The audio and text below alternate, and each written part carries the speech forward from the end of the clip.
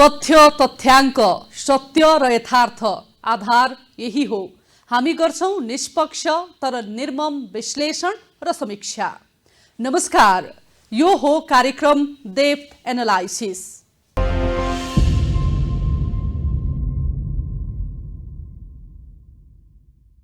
तोडमोड नगरी जस्ताको त्यस्तै विषयवस्तुलाई ग्रहण गर्छौं र प्रस्तुत गर्छौं। तथ्य तथ्याङ्कमा अत्यन्तै कडा र यसले बनाउने दृष्टि र दृष्टिकोणमा अत्यन्तै नरम यो कार्यक्रमको विशेषता हो। अर्थात् सत्य तथ्यलाई आधार बनाएर यसको विश्लेषण र समीक्षामा सम्भावित सबै पक्ष, दृष्टिकोण, मान्यता, मनोविज्ञान, कारण र परिणाम बारे गहिरो विश्लेषण गर्छौं।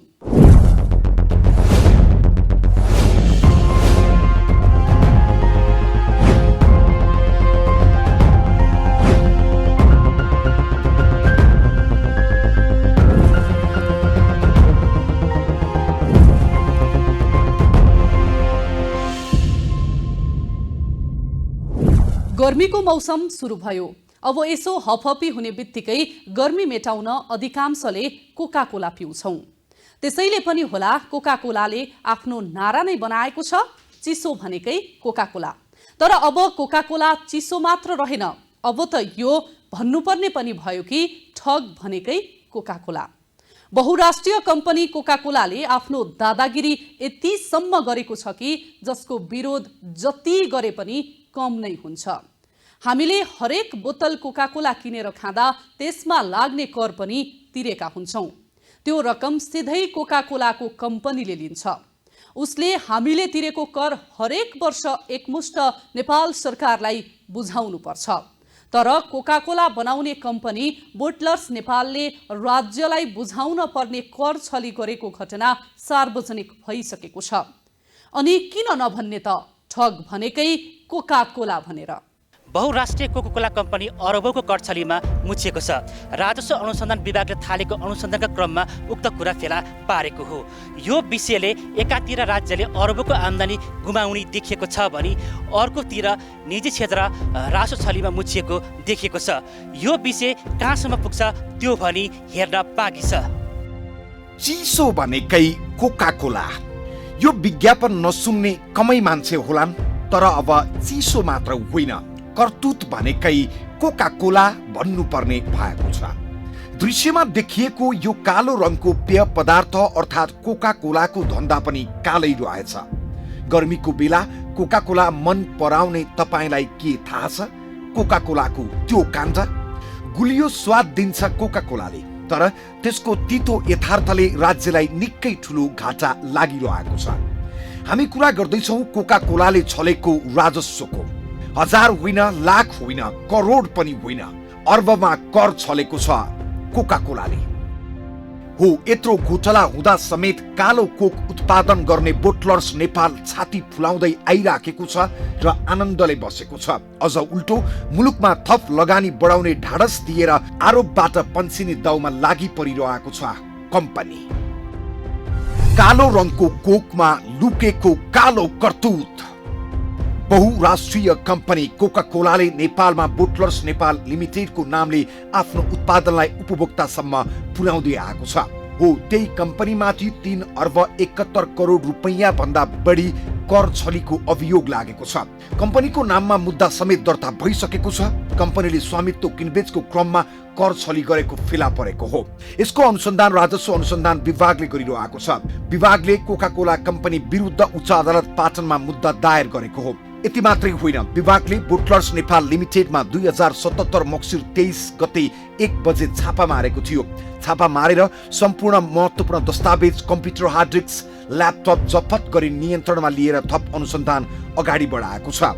कम्पनीले 3 अर्ब 71 करोड 81,50,411 रुपैयाँको पुँजीगत लाभ कर नबुझाएको आरोप विभागको रहेको छ।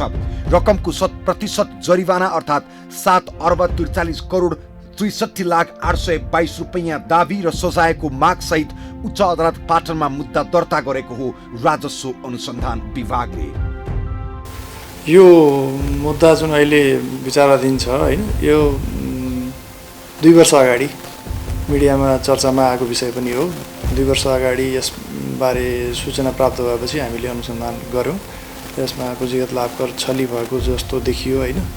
अनि त्यो हिसाबले अनुसन्धान गर्दाखेरि एउटा ठुलै अमाउन्ट छली भएको देखियो र अनि हामीले त्यही अनुसार अहिले यसमा बिगो 7 अर्ब 43 करोड भन्दा बढी बिगो माग गरेर हामीले पाटन उच्च अदालतमा मुद्दा दर्ता गराएको पनि लामो समय भइसक्यो। यो 2078 साल 11 महिना 27 गते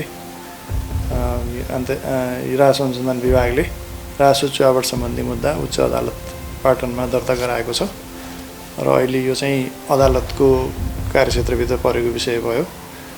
त्यहाँ चाहिँ अब यो मुद्दाको सम्बन्धमा अनुसन्धानको कार्यहरू भइरहेको छ। अब अदालतले सम्बन्धित जुन वादी प्रतिवादीहरू छन् होइन उहाँहरूलाई बोलाउने र बकपत्र लिने कार्य भइरहेको छ। नेपालमा स्वामित्व परिवर्तन हुँदा 25% पुँजीगत लाभ कर लाग्ने कानुनी व्यवस्था छ। तर बुटलर्स नेपालले 8 वर्ष अघि नै स्वामित्व परिवर्तन गरेको र त्यही बमोजिमको रकम सरकारलाई नबुझाइ कर छली गर्यो। बुटलर्स नेपालको अधिकांश शेयर स्वामित्व दुबई स्थित कोकाकोला सापको एसियामा रहेको छ। त्यो स्वामित्वलाई आयरल्यान्ड स्थित युरोपियन रिफ्रेशमेन्टलाई 2071 कार्तिक 7 गते बिक्री गरेको थियो। शेयर संख्या 14,84,301 को बिक्री बापत 4 अर्ब 96 करोड 79,55,447 पुँजीगत लाभ कायम भएको देखिन्छ। आयकर ऐन 2058 ले 25% का दरले 1 अर्ब 24 करोड रुपैयाँ पुँजीगत लाभ कर हुन जान्छ। राजस्व अनुसन्धान विभागका अनुसार कोकाकोलाले कुल बिगो 3 अर्ब 71 करोड 81 लाख रुपैयाँ राज्यलाई तिर्नुपर्छ।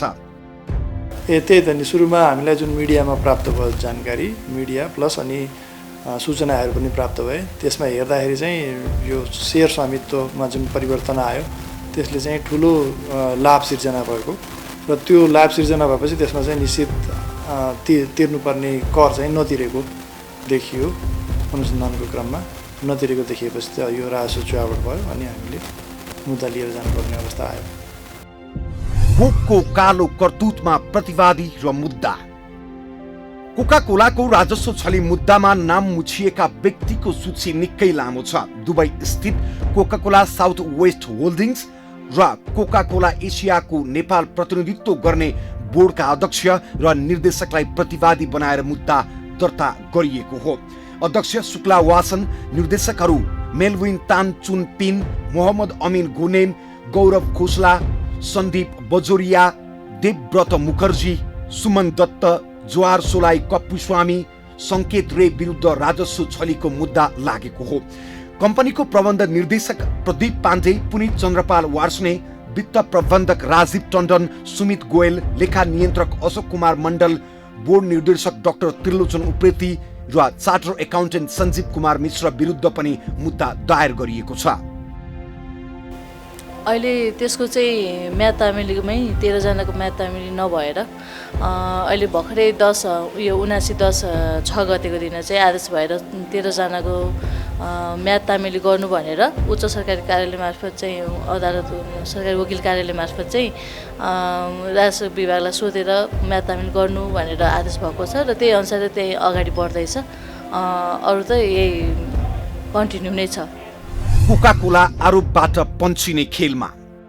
साह्रै लोकप्रिय पेय पदार्थ कोकाकोला अलोकप्रिय काममा तल्लिन्छ। अर्थात् कर छली गरेर राज्यको आम्दानीमाथि दोहन गरिरहेको छ कोकाकोलाले। विश्वभर खर्बौंको साम्राज्य रहेको कोकले शक्तिका आडमा अर्बौंको पुँजीगत लाभ कर गायब पार्न खोज्यो। यसका लागि उच्च तहका राजनीतिज्ञसँग लबिङ गर्न पछि परेको छैन कोकाकोला। सानो बालकलाई लोभ देखाएर फकाएझै गरी राज्यलाई पनि थप लगानी गर्ने प्रलोभन देखाएर कर नतिर्ने खेलमा लागिरहेको छ कोकाकोला। उसको पहुँच कर्मचारी तन्त्रमा मात्रै होइन, विभिन्न दल, कार्यालय, मन्त्रालय र प्रधानमन्त्रीसम्म छ र त्यसैको आडमा राज्यलाई तिर्नुपर्ने करमा मनपरी गरिरहेको छ। साम दाम दण्ड भेद प्रयोग गरेर भए पनि कोकाकोला अरबौंको कर छलीको मुद्दाबाट उम्किन खोज्दैछ। बहुराष्ट्रिय कम्पनीको यस्तो धन्दाले मुलुकमा कर छलीको जालो नै फिँचिएको छ।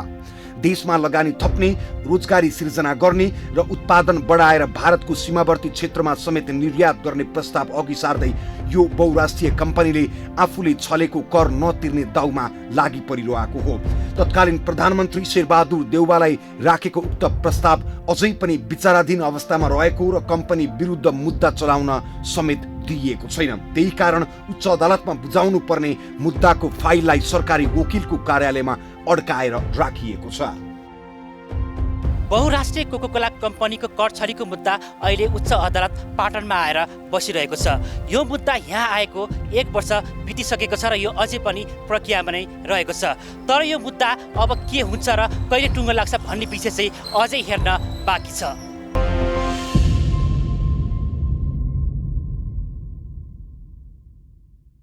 बहुराष्ट्रिय कम्पनी कोकाकोलाले नेपालमा कर छली गरेको बारे राजस्व अनुसन्धान विभागले अनुसन्धान अगाडि बढाएको थियो।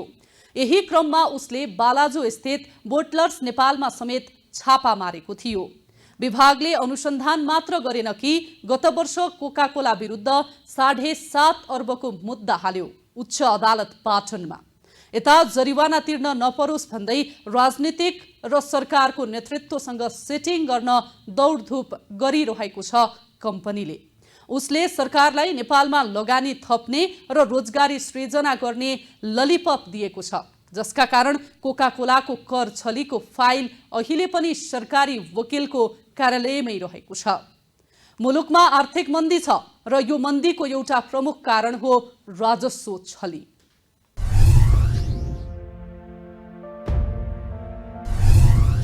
बहुराष्ट्रिय कम्पनी कोकाकोलाले गरेको कर छली सामान्य होइन, तर त्यसलाई सामान्य भनेर कोकलाई उन्मुक्ति दिने चलखेल सुरु भएको छ।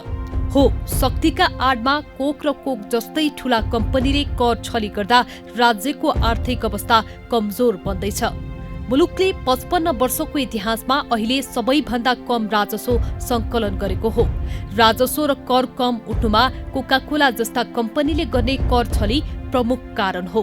खाना, लगाउने लुगा, प्रयोग गर्ने इन्धन लगायतका हरेक वस्तुमा तपाईँ हामीले कर बुझाएका हुन्छौं, तर हामीले बुझाएको कर कम्पनीहरूले छली गरेर राज्यलाई बुझाउँदैनन् र कोकाकोलाले गरेको पनि त्यही हो। अहिले राज्य आफ्नो कर्मचारीलाई तलब खुवाउन नसक्ने अवस्थामा पुगिसकेको छ। यसको दुईटा प्रभाव पर्छ। एउटा चाहिँ तपाईको तत्कालै राज्यलाई आउनुपर्ने राजस्व आएन। अहिले राजस्व कम उठेर चालु खर्चलाई पनि न्याभ्याउनु पर्ने अवस्था, बजेटको आकार कम गराउनु पर्ने अवस्था, कतिपय आयोजनाहरू कटौती गर्नुपर्ने अवस्था आछ राज्य सरकारलाई। राज्यमा सरकार जनताले दिनुपर्ने सेवा सुविधाहरू कटौती गर्नुपर्ने अवस्था आएको छ। त्यसकारणले यसमा अझ थप प्रभाव पर्छ, राजस्व आउँदैन, राजस्वमा कमी आउँछ। दोस्रो चाहिँ के हुन्छ भन्दाखेरि यस्तो प्रवृत्ति बढेर जान्छ, अझ अरू पनि त्यसरी कर छल्नलाई प्रोत्साहित भएर जान्छन् र त्यस्ता कर छलीका चाहिँ योजनाहरू बनाउन थाल्छन्। त्यसमा चाहिँ वकिललाई लगाउने, चार्टर्ड एकाउन्टेन्टलाई लगाउने, अरू विशेषज्ञहरू लाग्ने र एउटा रेन्ट सिकिङको वातावरण बन्छ, प्रशासन त्यसमा लाग्ने वातावरण बन्छ र यो अझ विस्तारित भएर जान्छ। त्यो विस्तारित भएर जाँदा अहिलेको ट्याक्स त छलिन्छ, भोलिको ट्याक्स आउने सम्भावित थप ट्याक्सहरू अरूबाट परिचालित हुने ट्याक्स पनि लुज भएर जाने सम्भावना हुन्छ।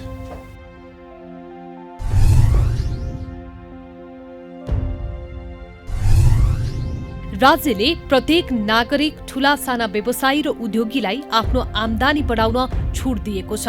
असीमित आम्दानीको बाटो खोजेर वैध रूपमा रकम जोड्न कसैलाई रोक लगाएको छैन, तर उक्त आम्दानीको सानो अंशमा राज्यको हक लाग्छ भन्ने विषय मुलुकको प्रचलित कानूनले व्याख्या गरिदिएको छ। आम्दानीमाथि राज्यले खोज्ने आफ्नो अधिकार अर्थात् पुँजीगत लाभ कर सबैलाई लागू हुन्छ।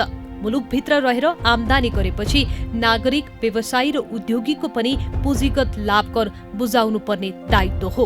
यो दायित्वबाट कोही पनि उम्कन पाउँदैनन्, तर कोकाकोला भने लाभ कर बुझाउने दायित्वबाट फुत्किन खोज्दैछ। कर छली गर्ने खेलमा लागि परेको छ कोक।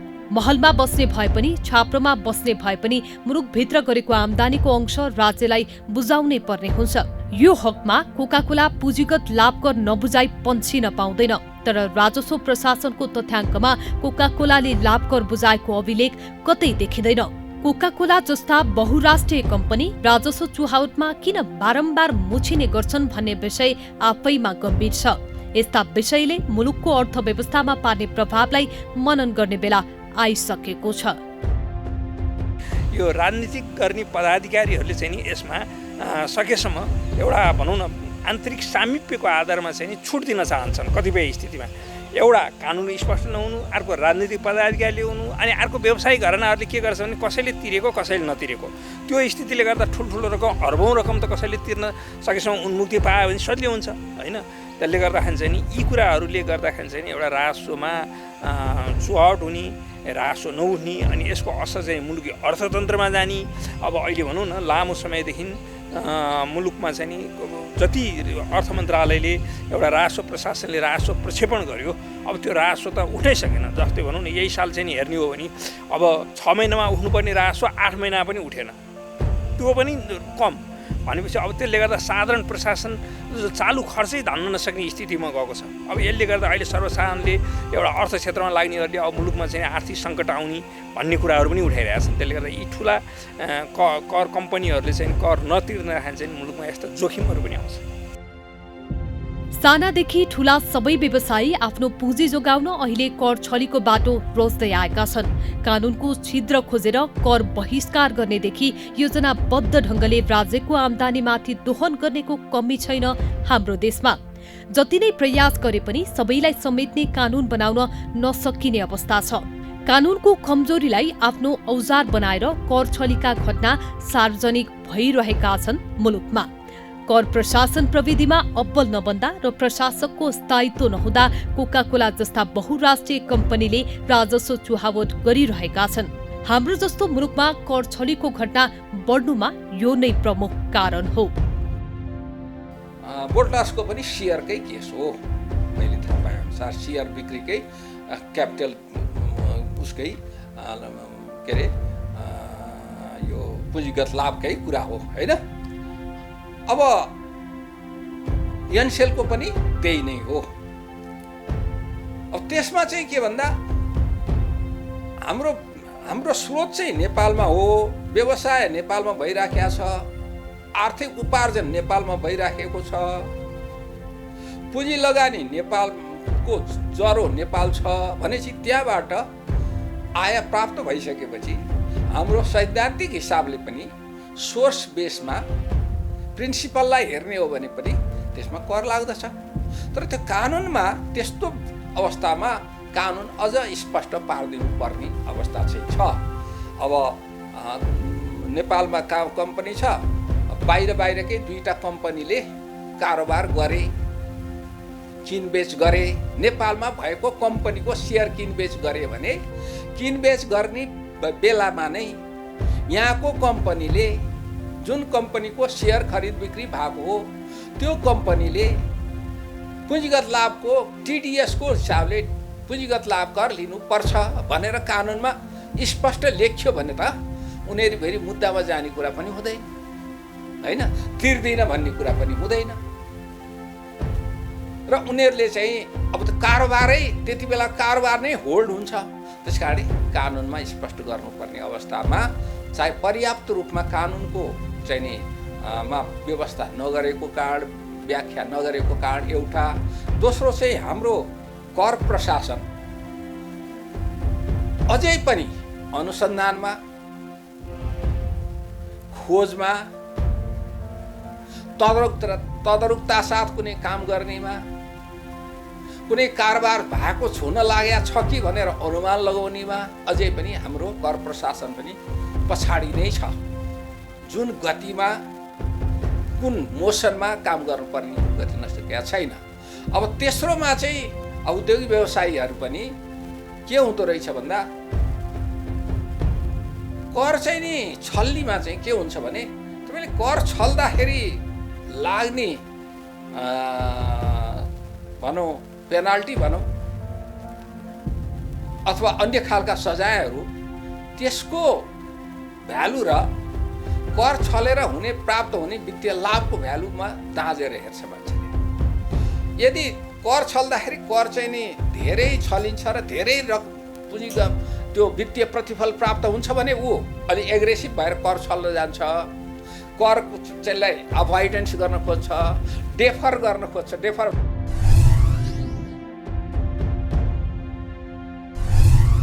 राजस्व छली बढ्दै जाँदा र राजस्व सङ्कलनलाई गति दिन नसक्दा सरकारी कर्मचारीलाई समेत तलब दिन नसक्ने अवस्था सृजना हुन खोज्दैछ। प्रधानमन्त्री पुष्पकमल दाहालले खुलेरै बजारमा अनुगमनलाई प्रभावकारी बनाउन एवं राजस्व छली नियन्त्रणमा लैजान निर्देशन दिएका छन्, तर कसरी र कुन तरिका त्यसको योजना सरकारसँग छैन।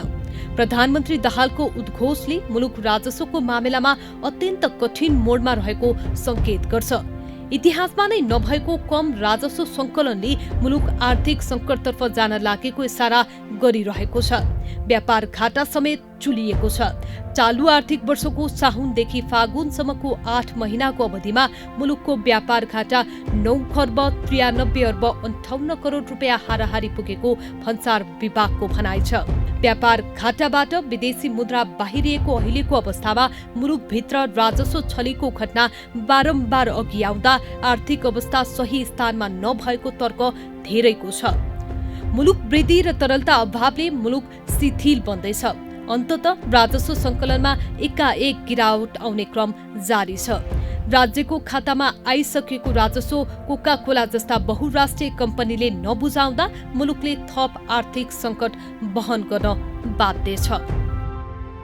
मुलुकलाई त मैले अघि भने तपाईँले कर कम उठाउनु पर्यो। यहाँ चाहिँ कारोबारको चाहिँ भएको छ, आम्दानी चाहिँ गरेको छ, सम्पत्ति चाहिँ राखेको छ।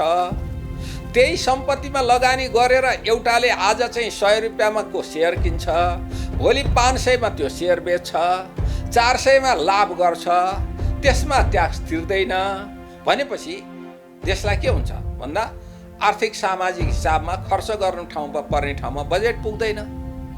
अनि आम जनताले पनि के हुन्छ ठान्छ भने ठुलाले चाहिँ कर नतिरे पनि हुने रहेछ, अन्तर्राष्ट्रिय कम्पनीहरूले मल्टिनेसनल कम्पनीहरूले पनि कर छल्दा रहेछन्, हामी सानालाई मात्रै चाहिँ सरकारले च्याप्दो रहेछ भन्ने मनोविज्ञान त्यहाँ हुन्छ र मान्छे कर तिर्न पनि त्यति लायक हुँदैनन् र आर्थिक साधन कमी भएर जान्छ र भोलि आउने सम्भावित आर्थिक साधन चाहिँ पनि छल्ने प्रवृत्तिले गर्दा तपाईँलाई देशको बजेटमा नै त्यसको प्रभाव पर्छ। राजस्व छलीको घटना बढ्दै जाँदा स्रोत संकुचन हुँदा आगामी आर्थिक वर्षको बजेटको आकारमा प्रभाव पार्ने निश्चित छ। त्यही कारण राष्ट्रिय योजना आयोगले 12 मन्त्रालयको बजेट सीमा नै खटाइदिएको छ।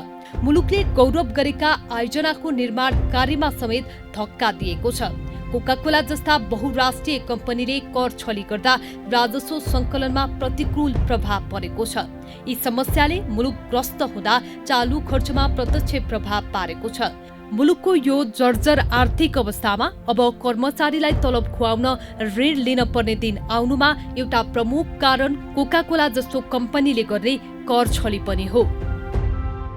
अब यसरी कर नतिर्ने कुरो भनेको एउटा मुलुकमा राजस्व चुहावट हुनु हो, राजस्व अपव्यय हुनु हो, सरकारले जुन लक्ष्य राखेको राजस्वभन्दा कम राजस्व उठ्ने हो।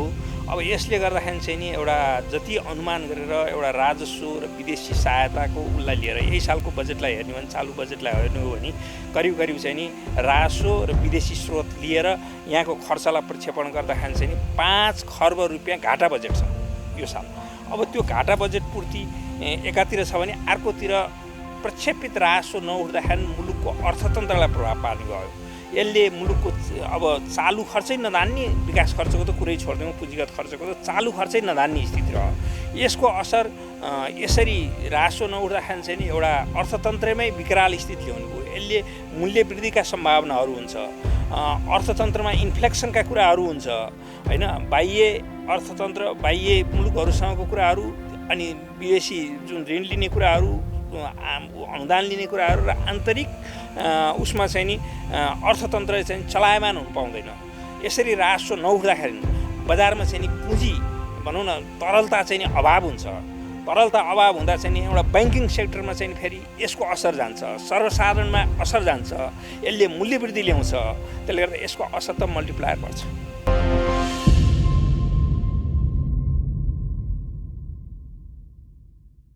बोटलर्स नेपाल लिमिटेडमा 76% सेयर विदेशी लगानीकर्ताको छ, 22% सेयर गोर्खा ब्रुअरीको छ भने 2% सेयर सर्वसाधारणको छ।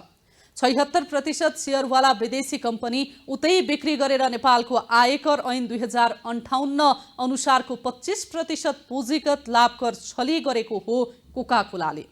सन् 1973 मा स्थापित बोटलर्स नेपालले बालाजु औद्योगिक क्षेत्रमा प्लान्ट स्थापना गरी 41 वर्षदेखि नेपाली बजारमा कोकाकोला र अन्य उत्पादनको कारोबार गरिरहेको छ। तर यति ठूलो बहुराष्ट्रिय कम्पनी भएर पनि नेपालमा भने यसले कर छली गरेर राज्यलाई ठूलो नोक्सानी दिएको छ।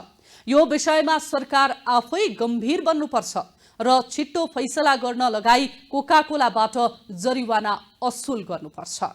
राजस्व मुलुकको पुल्टामा आउनै पर्दछ। 1 रुपियाँ भए पनि राज्यले पाउने आम्दानीमा कसैले छुट हुँदैन।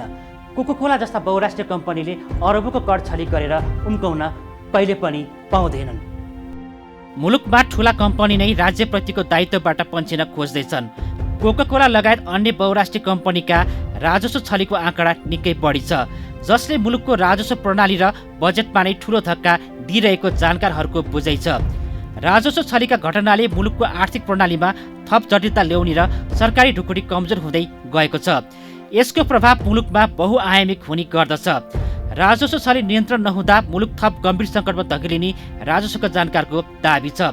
राजस्व छली नियन्त्रण गर्न स्पष्ट र दरो कानुन, कर प्रशासकको स्थायित्व, समयानुकूल प्रविधि लगायत विषयमा ध्यान दिन आवश्यक छ।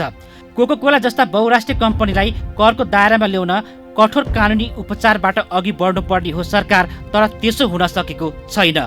बहुराष्ट्रिय कम्पनी कोकाकोलाले पुँजीगत लाभकर छलेको पक्कापक्की नै भइसकेको छ। यो विषयलाई पानी जस्तै छर्लङ्ग पारिदिएको छ राजस्व अनुसन्धान विभागको अनुसन्धानले।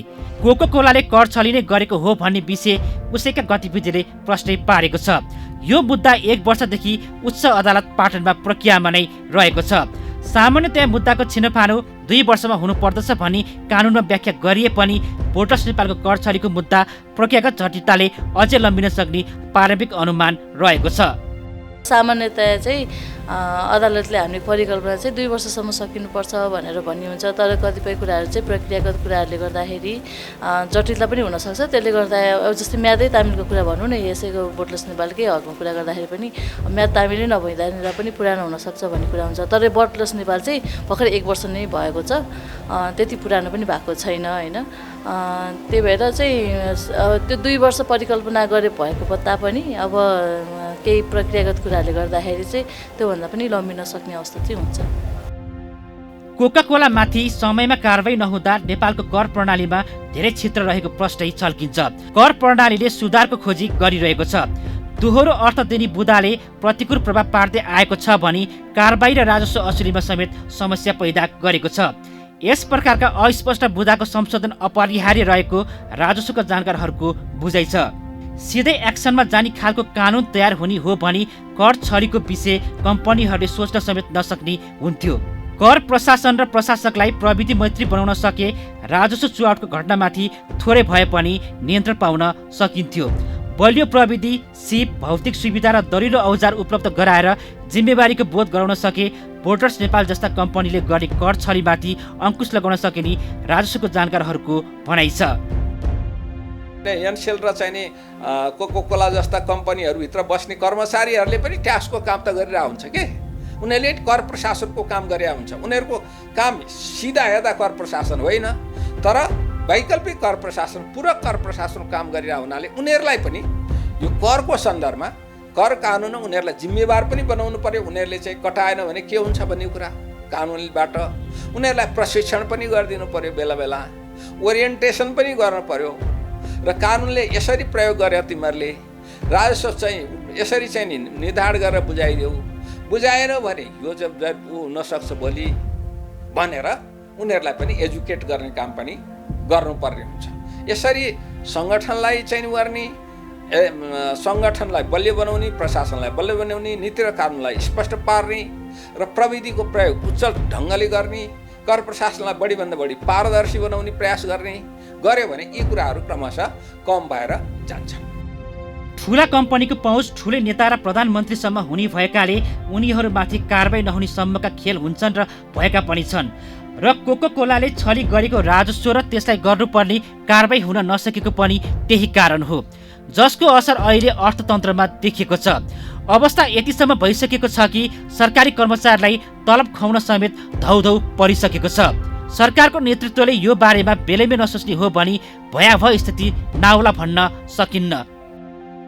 अब यसको लागि त यसो छ, दुई तिनवटा पछि हेर्नुपर्छ। एउटा राजनीतिक इच्छा शक्ति दृढता हुनु पर्यो। सम्बन्धित अर्थ मन्त्रालय अर्थमन्त्रीजीहरूले यो एक किसिमका यस्ता किसिमका फ्लक्चुएट हुने चाहिँ नि राजस्वमा विषयवस्तुमा बजेट भाषण होस्, जुनसुकै विषय अर्थ मन्त्रालयले लागू गर्ने नीतिहरूमा धेरै उताप चढाव हुने चाहिँ नि कानुनहरू ल्याउनु भएन। एउटा अर्को सम्बन्धित राजस्व क्षेत्रका राजस्व प्रशासकहरूले पनि यी कुरामा दृढता लिनु पर्यो।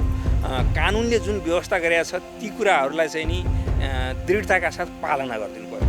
अझ योभन्दा अर्को महत्त्वपूर्ण पक्ष समय समयमा यी विभिन्न यसका भनौँ न एउटा कानुनको आधारमा चाहिँ नि होला, राजस्व न्यायाधिकरणै होला, आन्तरिक राजस्व विभाग होला, अथवा चाहिँ नि पुनरावेदन जाने आयात होला, ती तहबाट चाहिँ नि कानुनको मकसद अनुसार चाहिँ नि निर्णय भइदिनु पर्यो होइन।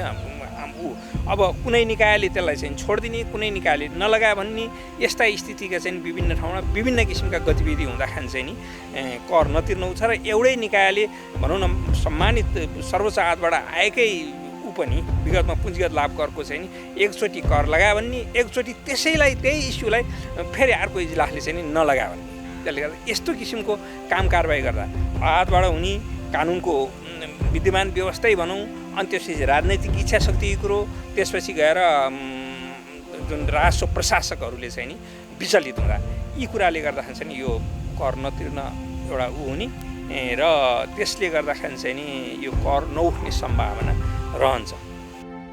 राजस्व चुहावटको मूल चुरो भनेको नै अनौपचारिक अर्थतन्त्र हो।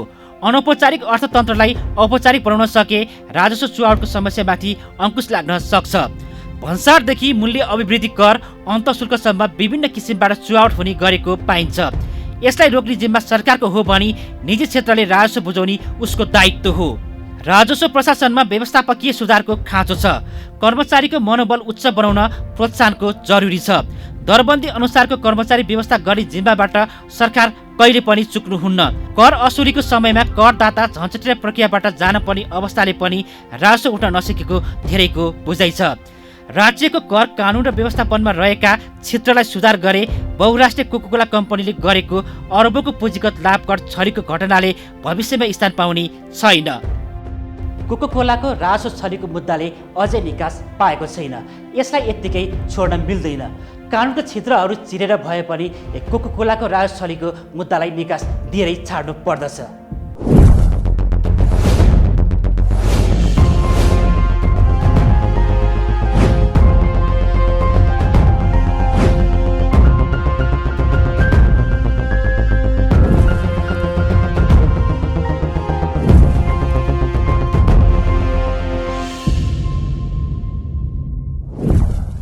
यससँगै डेप्थ एनालाइसिसको समय सकिएको छ। हामी डेप्थ एनालाइसिसका लागि हरेक विषयमा खुल्ला छौं। कार्यक्रमको आगामी अङ्कका लागि तपाईँ कुन विषय छनौट गर्नुहुन्छ अनि यससँग तपाईसँग भएको प्रारम्भिक जानकारी के हो?